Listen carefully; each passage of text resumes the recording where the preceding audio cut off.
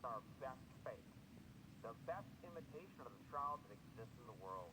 Yet under microscopic examination, under high-powered microscopes, we could zoom in and in less than 60 seconds discover immediately, oh, they used pigment to make this. This is man-made. When the Shroud of Turin research project went to Turin, Italy, the first thing they did was they looked at the shroud image under high-powered microscopes. To their amazement and surprise, guess what? No paint. Cannot hide paint from high-powered microscopes. How much faster do you think we could debunk anyone else's fake of the shroud as being exactly what it is, an imitation of the original, but not matching any of its unique characteristics? We are going to be looking at close-ups of the highest resolution images of the shroud that exist. Of course, we can see visible teeth. We can see the metacarpal bones in the hand. This is a partial X-ray image.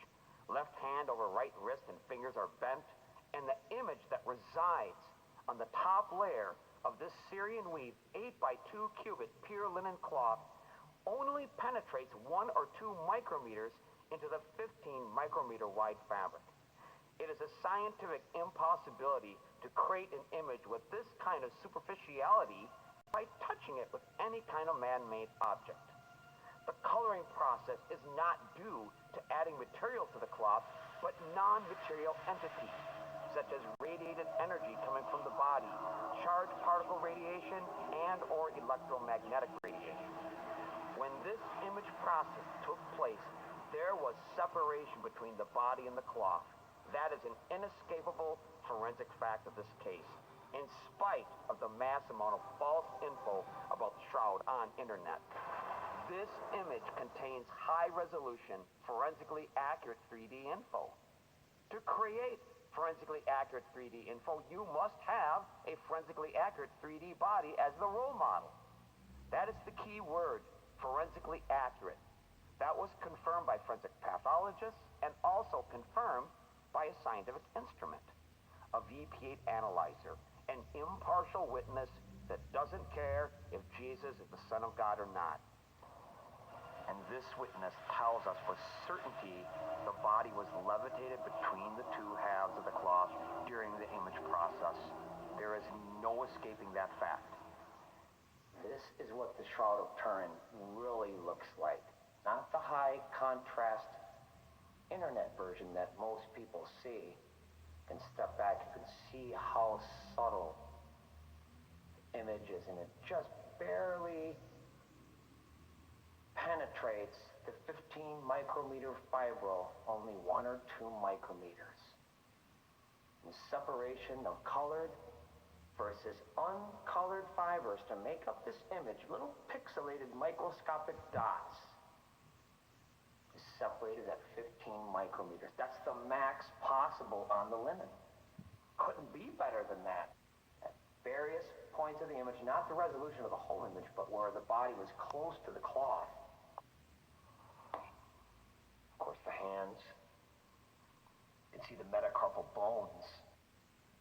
Areas of the image that were farther away from the cloth didn't image at all. In some cases, the feet.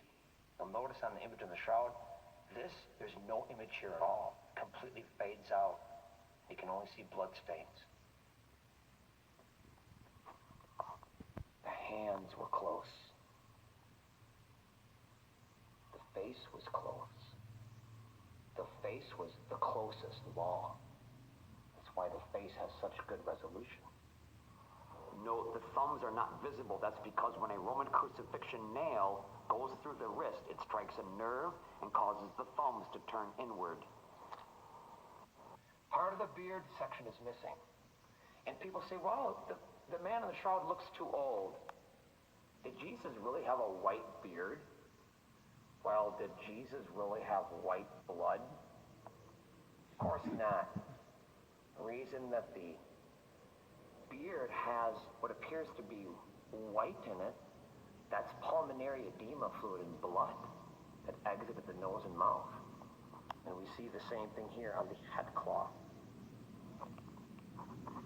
This is the napkin that was about his head, not lined with the linen clothes, the grave clothes, but wrapped together in a place by itself. This was the position that Jesus was on the cross when they applied this cloth. 21st century forensic science determined this cloth wrapped the head of a person in an upright position whose head was leaning down 70 degrees down and 20 degrees to the right. And then the body was laid in a horizontal position. But this cloth is kept in Oviedo, Spain. It was authenticated by the Spanish government in the year 1054, March 14th, to be the property of Jesus.